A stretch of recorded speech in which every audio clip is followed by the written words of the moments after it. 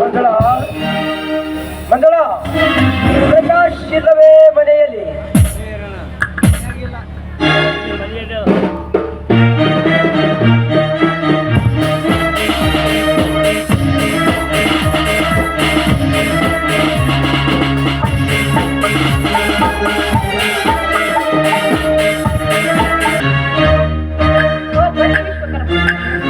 ಪ್ರಕಾಶ್ ಇಲ್ಲವೇ ಮನೆಯಲ್ಲಿ? ಇಲ್ಲ, ಅವರು ತೋಟಕ್ಕೆ ಹೋಗಿದ್ದಾರೆ.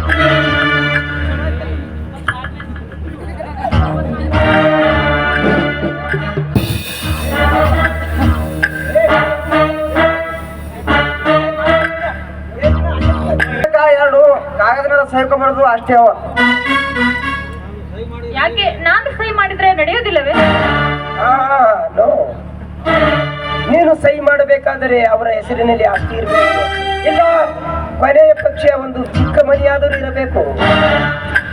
ನೋಡಿ, ಈ ಮನೆಯ ಆಸ್ತಿ ಎಲ್ಲ ನನ್ನ ಹೆಸರಲ್ಲೇ ಇದೆ. ಆಚಾರಿ, ಹಾಗಾದರೆ ಮಂಜುಳನ ಕೈಲೇ ಸಹಿ ಮಾಡಿಸ್ಕೋ.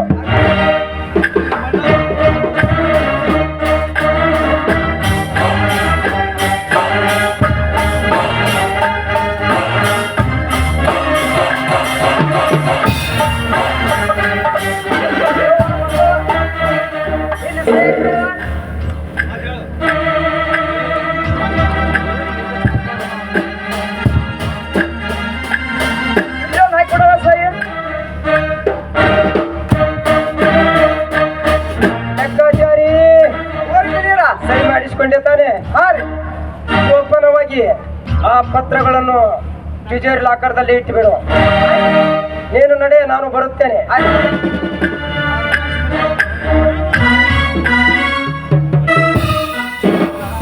ಮಂಜುಳ, ಭಾರವಾದ ಈ ನನ್ನ ಮನಕ್ಕೆ ದನಿ ಹಿಂಗಿಸಲು ಒಂದು ನಿನ್ನ ಕೋಗಿಲ ಕಂಠದಿಂದ ಒಂದು ಸುಂದರ ಗೀತೆ ಹಾಡಬಾರದೆ?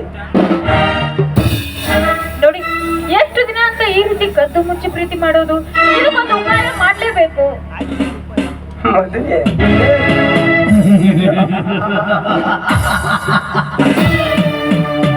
ಮದುವೆಯ ಚಿಂತೆ ನಿನಗೇಕೆ ಮಂಜುಳ? ನಾನು ನಿನ್ನನ್ನು ಮದುವೆ ಮಾಡಿಕೊಳ್ಳಬೇಕೆನ್ನುವ ಹಂಬಲ. ನಾನು ಬೆಂಗಳೂರಿನಿಂದ ಬಂದ ತಕ್ಷಣವೇ ನನ್ನ ನಿನ್ನ ಮದುವೆ.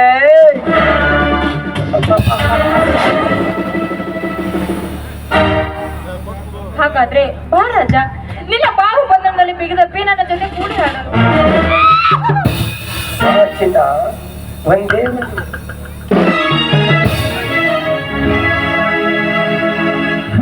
ಕಾಳಿದಾಸನ ನನ್ನ ಶಕುಂತಲೆ, ಓ ನನ್ನ ಶಕುಂತಲೆ, ಓ ನನ್ನ ಶಕುಂತಲೆ.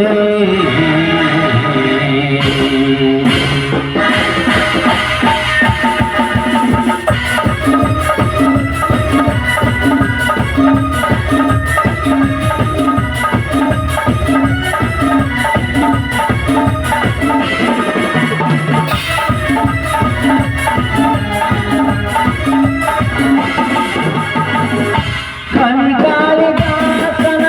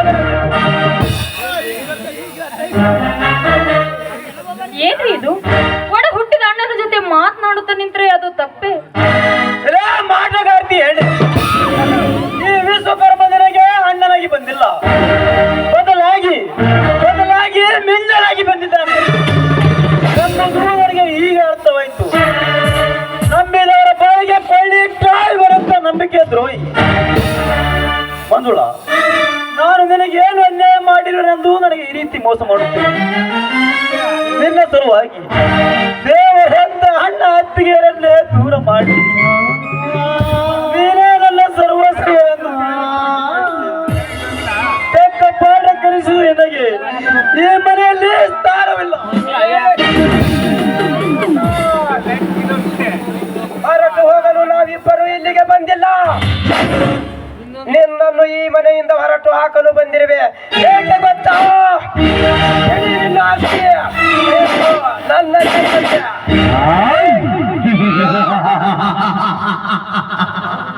ಹೌದ್ರಿ, ನೀವೇ ಮನೆ ಬಿಟ್ಟು ಹೋಗ್ಬೋದು, ಆದ್ರೆ ನಾನು ಮಾತ್ರ ವಿಶ್ಕರವನ್ನು ಬಿಟ್ಟು ಎಲ್ಲಿಗೂ ಹೋಗೋದಿಲ್ಲ. ಗಂಡ ಮನೆಯಲ್ಲಿದ್ದರು ಗಂಡನಿಗೆ ಮೈ ಮಾರಿ ಬದುಕುವುದಿಲ್ಲಂತ ಸುಳಿಗೆ ಗೊತ್ತಾಗಬೇಕು ಗೆಳತಿಯ ಬೆಲೆ. ನನ್ನನ್ನ ಮನೆ ಬಿಟ್ಟು ಹೊರಗೆ ಹೋಗುವಂತ ಬೊಗಳುವ ಬಂಡ ರಾಂಟಿ ನನಗೆ ಒಂದು ಗತಿ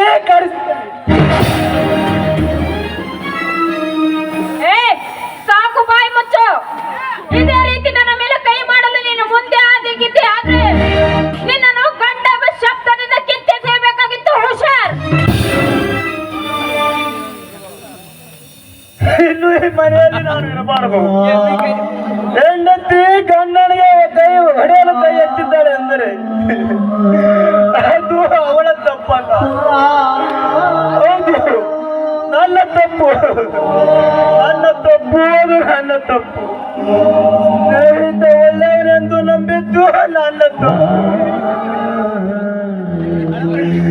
ಕಲ್ಲು ದೇವರು ದೇವರಲ್ಲ, ಮಣ್ಣು ದೇವರು ದೇವರಲ್ಲ, ಪಂಚಲೋಲ ದೇವರು ದೇವರಲ್ಲ. ತನ್ನ ತಾನರಿಯದೊಡೆ ತಾನೇ ದೇವರು ನೋಡು ಎಂದು ಆ ಬಸವಣ್ಣನವರು ಹೇಳಿದ ಮಾತು ಎಂದು ಸತ್ಯವಾಯಿತು.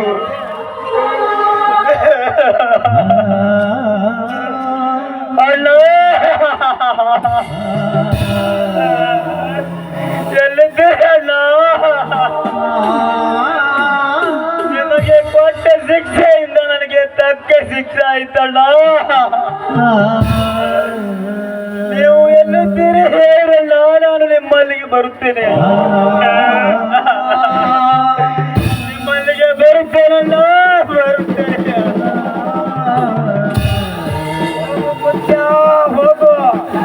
ಅಣ್ಣ ತಮ್ಮಂದಿರಿ ಸುಮಂದಿ ಬೀದಿಯ ಭಿಕ್ಷಕರು.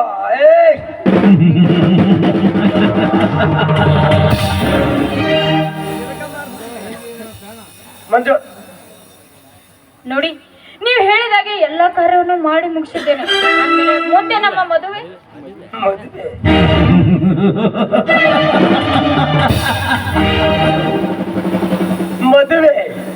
ಮದುವೆಯ ಚಿಂತೆ ನಿನಗೆ ಏಕೆ ಮಂಜುಳ? ನಾನು ಬೆಂಗಳೂರಿನಿಂದ ಬಂದ ತಕ್ಷಣವೇ ನಮ್ಮಿಬ್ಬರ ಮದುವೆ.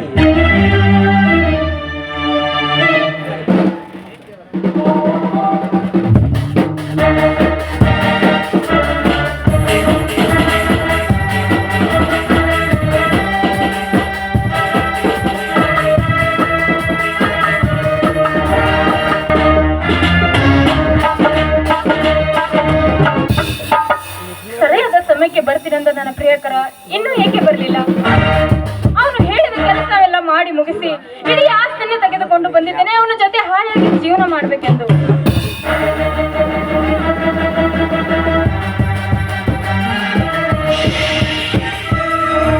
ಯಾರು ನನ್ನ ಕಣ್ಮುಚ್ಚಿದವರು? ಪ್ರೇಮಕ್ಕೆ ಬೆಲೆ ಕೊಟ್ಟು ಕೋಲ್ಮಿಂಚಿನಂತೆ ಹೊಳೆತಿರುವ ಈ ನಿನ್ನ ಕೆಂದುಟಿಗೆ ಮುತ್ತು ಕೊಡಲು ಬಂದ ಪ್ರೇಮದ ಮನದ ರಸ ಈ ವಿಶ್ವಕರ್ಮ.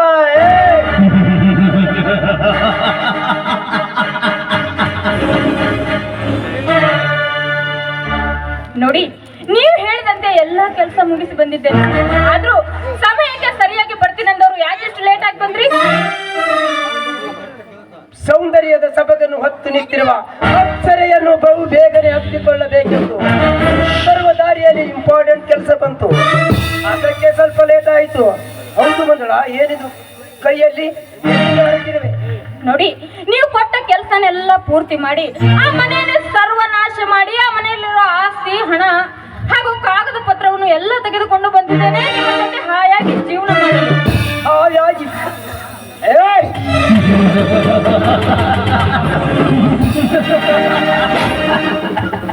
ಹಾಯಾಗಿ ಕಾಲ ಕಳೆಯೋದು ಅಷ್ಟೊಂದು ಸುಲಭದ ಮಾತಲ್ಲ ಮಂಜುಳ.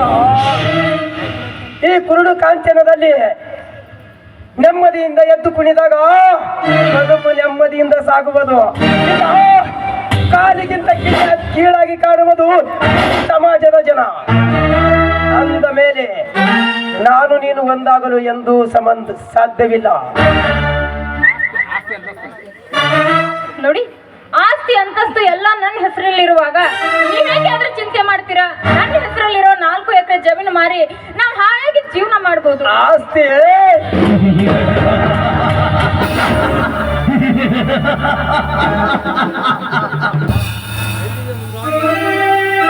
ಆಸ್ತಿ ಎಲ್ಲಿದೆ ಮಂಜುಳ?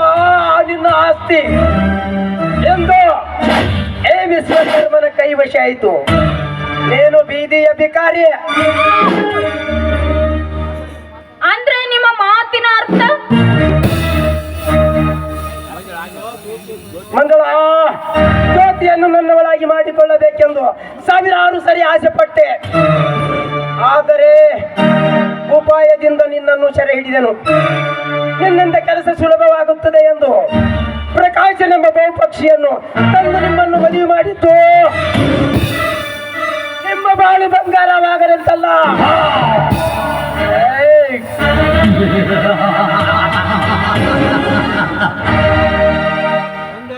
ಒಂದಾಗಿದ್ದ ಅಣ್ಣ ತಮ್ಮಂದಿರ ಮನಸ್ಸನ್ನ ಚಿತ್ರಗೊಳಿಸಿ ಬೀದಿಯ ಭಿಕ್ಷಕರಾಗಿ ಮಾಡಿದ್ದು ಮತ್ತು ಆ ಪ್ರಶಾಂತನ ಪೌರುಷ ಇಳಿಸಿದ್ದು ಹೇಗಿದೆ ಮೊದಲ ಈ ವಿಶ್ವಕರ್ಮನ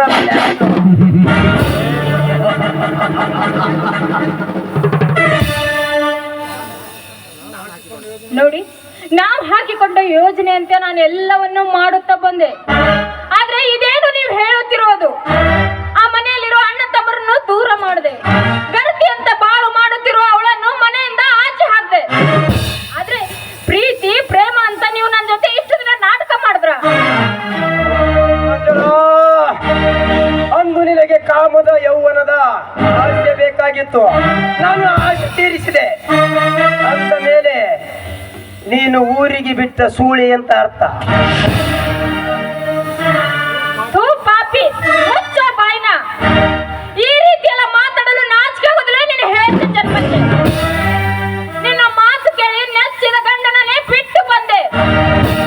ನಿನ್ನಂತ ಪಾಪಿಯನ್ನು ಸುಮ್ಮನೆ ಬಿಡಬಾರ್ದು. ನಡು ಬೀದಿಯಲ್ಲಿ ಕಂಬಕ್ಕೆ ಕಟ್ಟಿ ಚಪ್ಪಲಿ ತಗೊಂಡು ಹೊಡೆದಾಗ ಮಾತ್ರ ನಿಮ್ಮಂತವ್ರಿಗೆ ಬುದ್ಧಿ ಬರುತ್ತದೆ. ಏನೇ ಹಣದ ಆಸೆಗಾಗಿ ಆದರ ಮಾಡಿ ಬದುಕುವ ಬಂಡರಂಡೆ. ನಿನಗೇನು ಗೊತ್ತು ಈ ಪತಿವರ್ತಿಯರ ಪತಿರ್ಥತೆಯನ್ನು? ಅಂದು ಕಾಮದ ಆಸೆಗಾಗಿ ನನ್ನ ಗಂಡನನ್ನು ಬಿಟ್ಟು ಈ ವಿಶ್ವಕರ್ಮನ ಬಳಿ ಬಂದೆ. ನಾಳಿಗೆ ಹಣವಿದ್ದವನು ಕರೆದಾಗ ಗುಣಾರ್ಯದ ಗೆಳತನ ಮಾಡಿ ನನ್ನನ್ನು ಬಿಟ್ಟು ಹೋಗುವುದೆಂದು ಏನು ಗ್ಯಾರಂಟಿ? ಹುಚ್ಚು ಹೆಣ್ಣೆ, ನಿನ್ನನ್ನು ನೆಂಬುದು ಆ ಭೀಮಾ ನದಿಯಲ್ಲಿ ಹುಣಿಚಿಯನ್ನು ತೊಳೆಯುವುದು. 2 ಹೆಣ್ಣು ಒಂದೇ. ಹೀಗೆಲ್ಲ ಮಾಡು ಅಂತ ಹೇಳಿದವನು ನೀನೆ. ಹಣಕ್ಕಾಗಿ ಸೀಲ ಮಾರು ಸೂಳೆ ಎಂದು ನನಗೆ ಹೆಸರು ಇಡ್ತಾ ಇದೆಯಲ್ಲ, ನೀನೇನು ಸತ್ಯ ಹರಿಚಂದ್ರ ಕುಡಿ ಎಂದು ತಿಳಿದುಕೊಂಡಿದ್ಯಾ? ಹಣದ ಆಸೆಗಾಗಿ ಅಣ್ಣ ತಮ್ಮರನ್ನು ಬೇರೆ ಮಾಡಿದ ಪಾಪಿ ನೀನು. ನನ್ನ ಅಕ್ಕನನ್ನು ಸೀಲ ಹಾಳು ಮಾಡಲು ಪ್ರಯತ್ನ ಪಟ್ಟು ಅವಳು ಬೇಡ ಬಂದಾಗ ಅವಳ ಮನೆಯನ್ನು ಮುರಿದ ಸೂಳೆ ಮಗ ನೀನು. ಇಲ್ಲಿ ನೋಡಿ ಅಕ್ಕ ತಂಗಿಯರೇ, ಯಾರು ನನ್ನಂತೆ ಈ ಮೋಸಗಾರರ ಮಾತನ್ನು ನಂಬಿ ನಿಮ್ಮ ಶೀಲವನ್ನು ಕಳೆದುಕೊಳ್ಳಬೇಡಿ. ತಮಗೆ ಬೇಕಾದಾಗ ನಮ್ಮ ಶೀಲವನ್ನು ಹಾಳು ಮಾಡಿ ಮುಂದೆ ನಮ್ಮಲ್ಲಿ ಗಂಡನನ್ನು ಬಿಟ್ಟ ಗೈಯಾಳಿ ಇವಳೆಂದು ಸೂಳೆ ಎಂದು ಕರೆಯುವ ಗಂಡ ಸೆಟ್ಟಿಲ್ಲ ಈ ಹಾಳು ಸಮಾಜದಲ್ಲಿ. ಮಂಜುಳಾ, ನಿನ್ನ ಜೊತೆ ಬದುಕುವ ಯೋಗ್ಯತೆ, ನನ್ನ ಜೊತೆ ಬದುಕುವ ಯೋಗ್ಯತೆ ನಿನಗಿಲ್ಲ. ಈಗ ನೀನು ಗಂಡನನ್ನು ಬಿಟ್ಟು ಮಿಂಡನ ಜೊತೆ ಬದುಕುವ ಸೂಳೆ.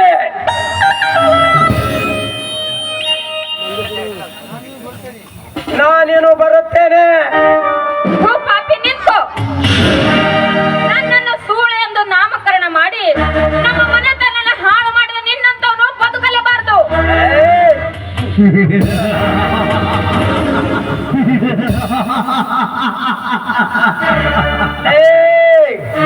ಹುಚ್ಚು ಹೆಣ್ಣೆ, ನಿನ್ನಂತೆ ಈ ವಿಶ್ವಕರ್ಮನ ಗುಂಡಿಗೆ ಗುಂಡು ಇಕ್ಕುವ ಹೆಣ್ಣುಗಳು ಸಾವಿರಾರು ಸಿಟ್ಟಿನಿಂದ ಬಂದರು, ಸಾಯಲು ಸಾಧ್ಯವಾಗಲಿಲ್ಲ. ದಿಕ್ಕಿಲ್ಲದ ಹಕ್ಕಿ ಬದುಕಿದರಷ್ಟು ಸತ್ತರಷ್ಟು ಬದುಕು ನಿನ್ನ ಅಂತ್ಯಕ್ರಿಯೆ.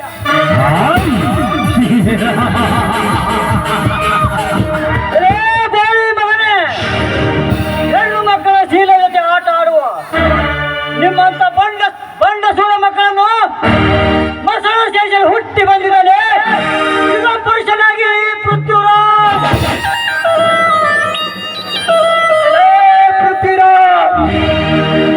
ಸಂಬಂಧವಿಲ್ಲದ ವಿಷಯಕ್ಕೆ ಮಗನೇ ಪದೇ ಪದೇ ಸಂಬಂಧ ಬೆಳೆಸಲು ಬಂದು ಇದರ ಪ್ರತಿಫಲ ಬೇಕಾಗುತ್ತದೆ ಮಗನ ಎಚ್ಚರ.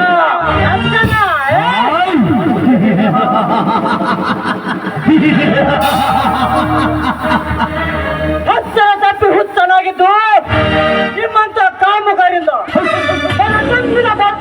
ಮಕ್ಕಳಿಗೆ ಒಂದು ಬುದ್ಧಿ ಕೆಲಸ ಬಂದಿದ್ದಾನೆ ಈ ಪೃಥ್ವಿರಾಜ್. ವಿಶ್ವಕರ್ಮ ಹೆಚ್ಚಿಗೆ ಮಾತನಾಡಿದ ಮಗನೇ, ನಿನ್ನ ರುಂಡವನ್ನು ಚೆಂಡಾಡಿ ನಮ್ಮೂರ ವಂಶಿ ಬಾಗಿಲಿಗೆ ನೇತು ಹಾಕುತ್ತೀನಿ ಎಚ್ಚರ.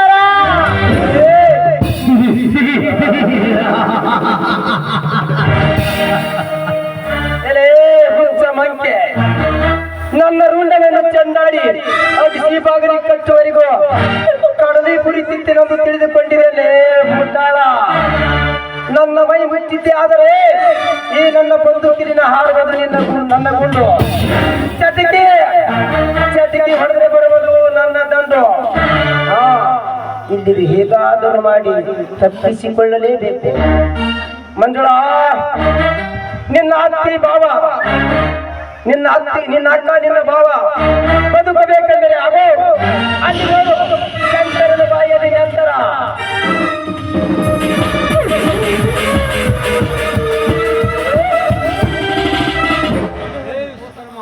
ಮೋಸ ಮಾಡಿ ಓಡು ಹೋದೆಯಾ ವಿಶ್ವಕರ್ಮ?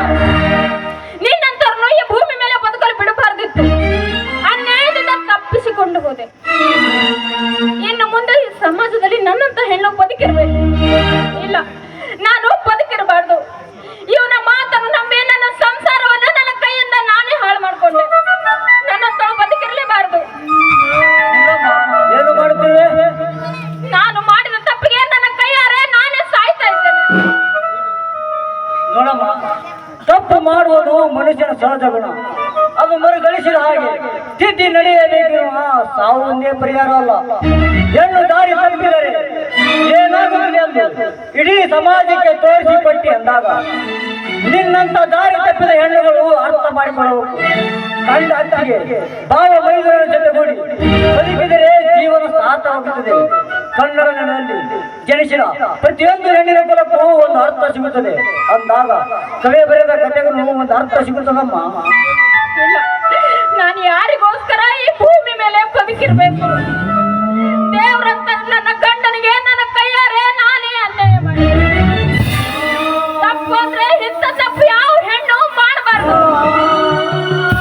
ಗಂಡನಿದ್ದು ಮಿಂಟನ ಜೊತೆ ಸಂಸಾರ ಮಾಡಿದ ಸೂಳೆ ನಾನು.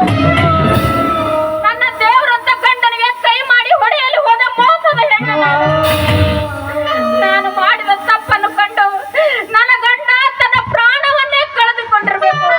ಇನ್ನು ನಾನು ಯಾರಿಗಾಗಿ ಬದುಕಬೇಕು ಈ ಭೂಮಿ ಮೇಲೆ? ನೋಡಮ್ಮ, ಅಂದು ನೀನು ಮಾಡಿದ ಅಪಮಾನದಿಂದ ಮನನೊಂದಿಕೊಂಡ ನಿನ್ನ ಗಂಡ ಹುಚ್ಚನಾಗಿ ಬೀದಿಯಲ್ಲಿ ತಿರುಗಾಡುವುದನ್ನು ಕಂಡು ಆಸ್ಪತ್ರೆಗೆ ಸೇರಿಸಿದೆ. ಇನ್ನು ಅವನ ಬ್ರೇನ್ ಮೇಲೆ ಯಾವುದೇ ಒಂದು ಪರಿಣಾಮ ಬೀರಿದೆ. ಇನ್ನು ಕೆಲವು ದಿನ ಬಿಟ್ಟರೆ ಬದುಕಿ ಉಳಿಯಲಾರನೆಂದು ವೈದ್ಯರು ಹೇಳಿದರಮ್ಮ. ನಿನ್ನ ಗುಣವಂತಿಕೆಯಲ್ಲಿ ಪ್ರಕಾಶ ಕಾಲ ಕಳೆಯುತ್ತಿದ್ದಾನೆ. ಬೇಗನೆ ಬಂದು ಅವನ ಪ್ರಾಣ ಉಳಿಸಮ್ಮ. ಅಣ್ಣ, ಸ್ಮಶಾನಕ್ಕೆ ಹೋದ ಮಾಂಗಲ್ಯವನ್ನು ಮರಳಿ ತಂದು ಕೊಟ್ಟಿದ್ದೀರಾ. ಈ ನಿಮ್ಮ ಉಪಕಾರವನ್ನು ನಾನು ಹೇಗೆ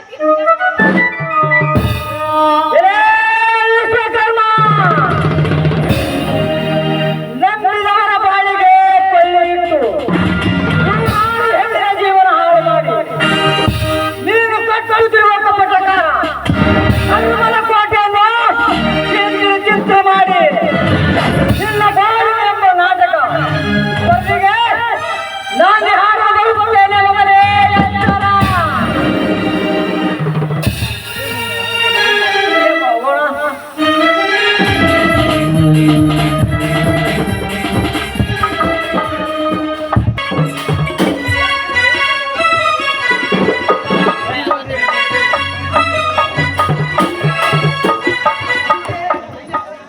ಹಡಿಬಾರ್ದ್ರಿ ಹೆಣ್ಣ ಹಡಿಬಾರ್ದು, ಹಡದ್ರ ಸಣ್ಣ ಬಿಡ್ಬಾರ್ದ್ರಿ. ತಾಯಿ ಸತ್ತ ಮಗಳಂತ ಜೋಪಾನ ಮಾಡಿದ್ರ ನನ್ನ ಕೈಯಾಗ ಕೊಟ್ಟು ಹೋದ್ರಿ ಅವ್ರ ಮದುವೆ ಊಟ ಅಂತ.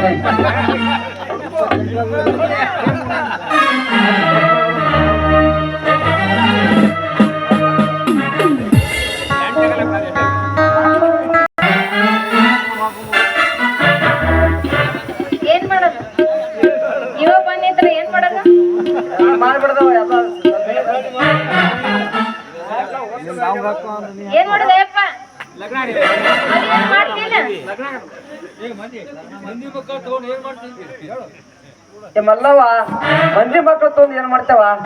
ಲಗ್ನ ಮಾಡಿಬಿಡೋಣ. ಇದ್ ಮಂದಿಗೆ ಅಕ್ಕಿ ಹಾಕಬಿಡವ. ಈ ನವದಂಪತಿಗಳಿಗೆ ಆಶೀರ್ವಾದ ಮಾಡೋ ಭಾಗ್ಯ ಬಂದೈತಂದ್ರ ಒಳ್ಳೇದೇ. ಯವ್ವ ಮಗಳ, ಯವ್ವ ಮಗಳ ಮಲ್ಲವ, ನೀನು ನನ್ನ ಮಗಳವ. ಒಂದ್ ವರ್ಷ ತುಂಬರ್ದಾಗ 12 ಹೆಣ್ಣು ಆಡ್ಬಿಡವ. ಅದ್ರಾಗ ನನ್ನ ಮಗಳು ಮಾಡ್ಬಿಡೈತಂತ. ಅಲ್ಲ, 12 ಹಾಡಕ್ ನಾನು ಹಂದಿಗಿಂದ ಮಾಡಿನ ಮಂಗೇನಂತ ಅವನ ಮದುವೆ ಆಗಿ ತಡಿ, ಆಮೇಲೆ ಆಡಕ್ ಮುಂದೈತಿ.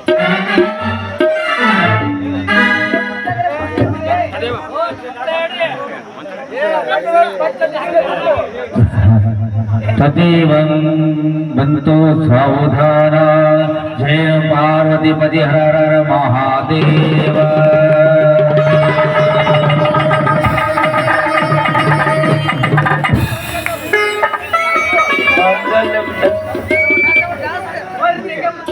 ಮದುವೆ ಅಂತ ಐತೆ ನೋಡ್ರಿ, ಹೋಗೋಣ ಮದುವೆ. ನೋಡ್ರಿ ಅಂದ್ರೆ ಎಲ್ಲರೂ ದೇವ್ರಿಗೆ ಹೋಗ ಮತ್ತ ಬರ್ರಿ ಹೋಗೋಣ ಬರ್ರಿ.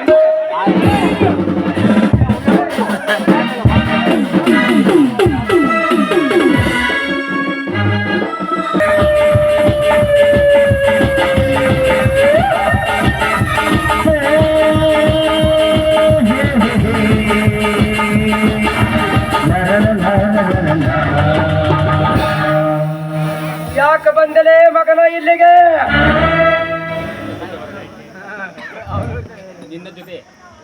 ನಿನ್ನ ಜೊತೆ ಮಾತಾಡೋದಕ್ಕೂ ಬಂದೆ.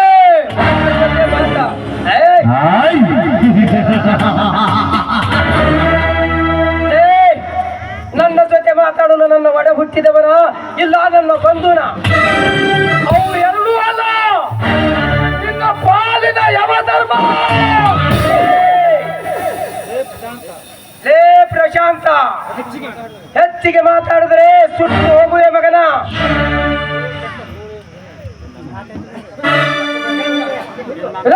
ಕಂಠ ಸೂಲ ಮಗನೇ, ನೀನು ನನಗೆ ಸುಟ್ಟು ಹಾಕಿದಕ್ಕಿಂತ ಮುಂಚೆನೆ ನಿನ್ನ ಗಾಯವನ್ನು ಸೀಳಿ ನಿನ್ನ ರಕ್ತವನ್ನು ಕುಡಿದಾಗಲೇ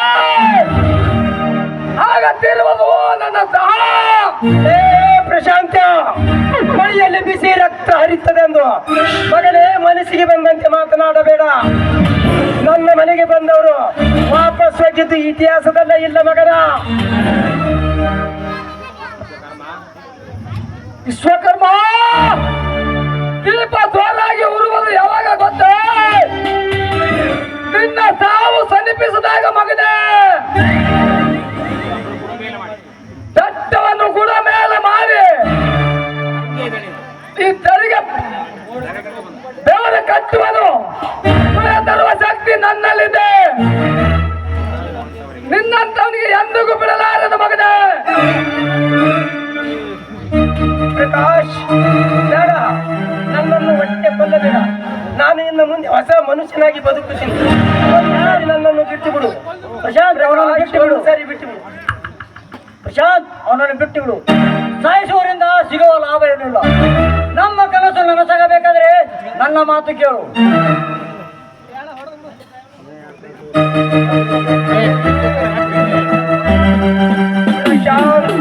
ನೀನು ನನ್ನನ್ನು ಜೀವಂತ ಬಿಟ್ಟಿದ್ದಕ್ಕಾಗಿ 10,000 ಹಳ್ಳಿ ಸರ್ಕಾರನೆಂದು ಬಿರುದು ಸಾರಿ ಹೇಳುತ್ತೇನೆ. ಮೈದಾನಿಗೆ ತಾಯಿಯಾಗಿ ಬಂದ ಅತಿಥಿ ಎಂದು ಈ ಕುಂತಂತ ಸಭಕ್ಕೆ ಹೇಳುತ್ತೇನೆ.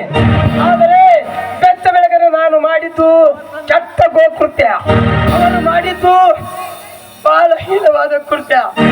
ನನ್ನನ್ನು ಕ್ಷಮಿಸಿ ಬಿಡಿ